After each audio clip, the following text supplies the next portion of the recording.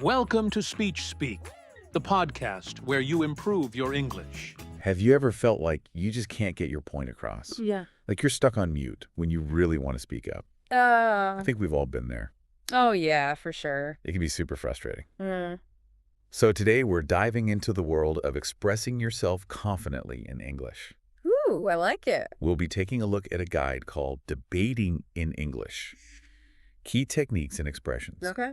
And don't worry, this isn't about becoming some kind of professional debater or anything. Right. It's about giving you the skills and the confidence to speak up and be heard, whether you're in a meeting at work or just chatting with friends or even just thinking to yourself, you know? Yeah, makes sense. So what I found really interesting about this guide Yeah. is that it goes way beyond just like winning arguments or being the best debater. I see. It's really about communication as a whole. Interesting. In fact, the source even mentions some studies that link strong debating skills to greater success in life overall, Oh, wow. like in all sorts of different areas. So it's kind of like a secret weapon for clear thinking and self-expression. It's like a superpower. Exactly, a I was superpower, intrigued already. right? And the guide actually starts off with this really relatable story about someone who struggles to participate in meetings Okay. because English isn't their first language. You know, they have these brilliant ideas, but they just can't seem to get them out. Yeah. I can definitely see that happening. It's like they're stuck in their own head. Right. And this is something so many people can relate to, you know, whether it's because of language or just feeling shy or whatever. Absolutely. And that's what this deep dive is all about. Yeah. It's about giving you the tools to overcome that hesitation and communicate effectively no matter the situation. Awesome. So where do we start? Well, the guide jumps right into this really cool technique called the P.R.E.P method. P.R.E.P. Yeah, it's a way to structure your arguments so they're clear and persuasive. Okay, I'm listening. So P.R.E.P stands for point, reason, example, point. Got it. So you start by making your point, clearly stating what you believe. Okay, so like my opinion on something. Exactly. Then you give a reason to support that point, why you believe it. So backing it up with some logic. Exactly. And then comes the example. You give a real-life example to make your point more concrete. Ah, so people can really see what you mean. Right. And finally, you circle back to your original point to really drive it home. I like it. It's simple but effective. Totally. And the guy gives a great example about recycling. Okay. So imagine you're having a discussion about whether recycling should be mandatory. Mm-hmm. You could start by saying, I believe recycling should be mandatory. That's your point. Straightforward. Then you give your reason. It significantly reduces landfill waste, which is good for the environment. Makes sense. And to make it even more convincing, you follow up with an example like, for instance, cities with strong recycling programs have seen their landfill waste decrease by like 50%. Wow, it's a big difference. Right. And then you'd bring it all back by saying, that's why I firmly believe recycling should be mandatory. So you've got the point, the reason, the proof, and Yeah. then you hammer it home. Exactly. It's like a foolproof formula for making a persuasive argument. I'm impressed. And this P.R.E.P thing can work for any topic, right? Yeah, pretty much. Yeah. It's super versatile. Yeah. Whether you're talking about something serious or just having a casual conversation. It's like a mental framework. It is. It helps you organize your thoughts and present them in a way that people can easily understand and follow. That's really useful, Well, especially if you tend to get nervous or tongue-tied when you're trying to express yourself. totally. So we've got the structure down, but what about the actual words we use? Right, because sometimes it's not just what you say, but how you say it. Absolutely. And that's where these handy phrases from the guide come in. Ooh, tell me more. So the guide gives a bunch of expressions that are specifically designed for polite and effective communication, Okay. which is super important, especially in professional settings. Yeah, you don't want to offend anyone or come across as too aggressive. Exactly. So they suggest phrases like, I see your point, but, or could we consider another perspective, I like those. They're diplomatic. right? They allow you to disagree or offer alternatives without sounding confrontational. It's about being respectful even when you have a different opinion. Precisely.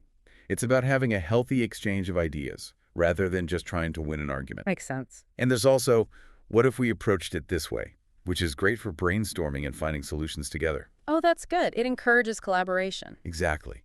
It Yeah. shifts the focus from winning to working together. I like that approach. Yeah. So we've got the P.R.E.P method for structure and Uh. these handy phrases for expressing ourselves politely. Right. We're building a solid foundation for confident communication. That's just great. But how do we make our arguments even stronger? You know, take them to the next level. That's where things get really interesting. We'll dive into that after a quick break. Sounds good. I'm ready for more. Oh, hey.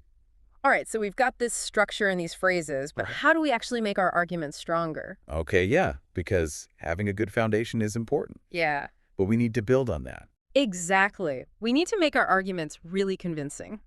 So how do we do that? Well, the guide emphasizes the importance of evidence. Evidence. Yeah.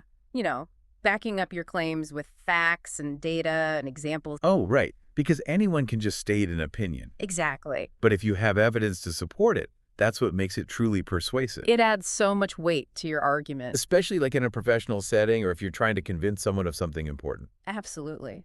And the source even provides some helpful expressions for introducing evidence smoothly. Well, that's handy. Things like, according to recent studies, or, for instance, in a similar situation. I see. So these phrases are like bridges that connect your claims to actual proof. Exactly. Yeah. It's like you're saying, hey, I'm not just making this up. Here's the data to back it up. I like that. It adds credibility. Right. Imagine you're trying to advocate for hybrid work models. Okay. Instead of just saying, I think hybrid work is better, you could say something like, research shows that hybrid work can increase productivity by up to 20%. Ooh, that's much more convincing. Right, because now you're not just stating your opinion. You've got the data to support it. Exactly. And that makes your argument much stronger. So evidence is key. Yeah. But let's face it, in any discussion, you're bound to encounter some pushback. Yeah, you're going to get counter-arguments. And that can be a little intimidating, especially when you're trying to express yourself confidently in English. It can feel like you're being attacked sometimes. Right, like you have to defend your position. But the guide actually reassures us that counter-arguments are totally normal. Oh, really? Yeah, they're a natural part of any healthy debate. So it's not about avoiding them. Yeah, it's about handling them gracefully. Okay, so how do we do that? How do we stay calm and collected when someone challenges our viewpoint?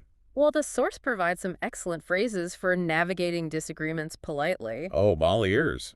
For example, you could say something like, that's a valid perspective, or, I understand your concern, however. Okay, so you're acknowledging their point of view. Right, you're showing them that you're listening and you respect their opinion. But then you're also creating space for yourself to present your counterpoint. Exactly. It's a way of disagreeing without being disagreeable. I like that. It keeps the conversation respectful and productive. And if you need a moment to gather your thoughts, the guy has another great tip. What's that? Simply say, let me think about that. That's smart. It buys you some time. Exactly. You can take a moment to process what they've said and formulate a thoughtful response. And it also shows that you're taking their argument seriously. Absolutely. So we've talked about structuring arguments, using polite phrases, backing up our claims with evidence, and even handling counter-arguments. We've covered a lot of ground. We have. But now comes the fun part. How do we actually practice all of this? Yeah, because knowing the theory is one thing, but putting it into action is a whole other challenge. Totally. And the guide actually has a really interesting exercise for this. Oh, I'm intrigued. Tell me more. They call it debate with yourself. Debate with myself. Now that sounds interesting. It might sound strange at first, but it's surprisingly effective. Okay. I'm willing to give it a try. So how does it work? Well, the source uses the example of school uniforms. School uniforms. Okay. So you pick a stance. Are you for or against school uniforms? All right, let's say I'm for them. Okay, so you'd start by arguing that side. You might say something like, school uniforms create a sense of unity and equality among students. Okay, I can see that. Then you switch sides and argue against school uniforms. I'd have to come up with reasons why they're not a good idea. Exactly. You might say something like, but uniforms stifle individuality and self-expression. Oh, that's a good point. So it's like having a mini debate in your own head. Precisely. You're playing both sides of the argument. And that helps you to see the issue from different angles. Exactly. It strengthens your critical thinking skills and expands your perspective. It's like a mental workout. It is. And it also helps you to anticipate counter-arguments, which will make you more confident in real debates. I love that. So we've got the structure, the phrases, the evidence, the counter-arguments, and now even a way to practice. We're well on our way to becoming confident communicators. But I have a feeling there's more to it than just the words we use. Oh, you're right. It's not just about what we say, but how we say it. Exactly.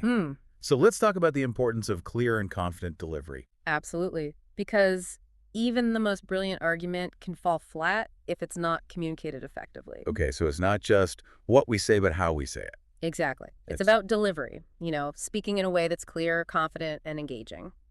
So what kind of tips does the guide give for improving our delivery? Well, it stresses the importance of speaking slowly and clearly. Right, because if we rush our words, people might not understand us. Exactly. And it also emphasizes proper enunciation, making sure each word is pronounced correctly. Yeah, makes sense. It's about being articulate and easy to understand. Right.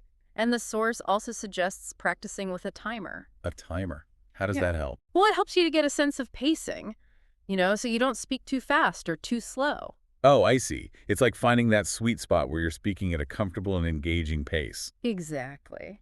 And it also helps you to become aware of how long it takes you to make certain points. Right, so you can make sure you're not rambling on for too long. Exactly. It's all about being concise and to the point.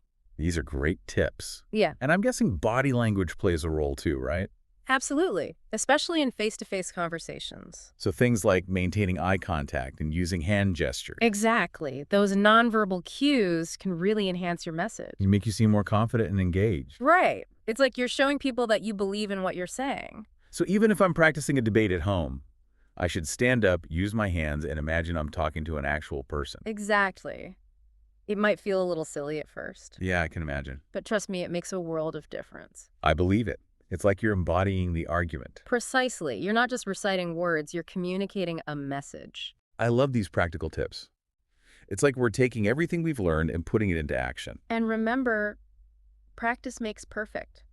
Or at least progress, right? Exactly. The more you practice, the more comfortable and confident you'll become. This has been such an insightful deep dive. I agree. We've covered so much ground. We've explored different techniques and phrases. We've talked about the importance of evidence and counter-arguments. We've even practiced debating with ourselves. And we've learned how to deliver our arguments with confidence and clarity. I feel like I have a whole new toolkit for expressing myself in English. Me too. And remember, these skills aren't just for debates. Right? They can be applied to all sorts of situations. Whether you're giving a presentation, having a difficult conversation, or just sharing your thoughts and ideas with the world. This deep dive has been truly empowering. It's all about finding your voice and using it confidently. To all our listeners out there, we encourage you to embrace the challenge step outside your comfort zone and let your voice be heard. The world needs your unique perspective. So go out there, practice these techniques, and keep diving deep. Until next time, happy communicating.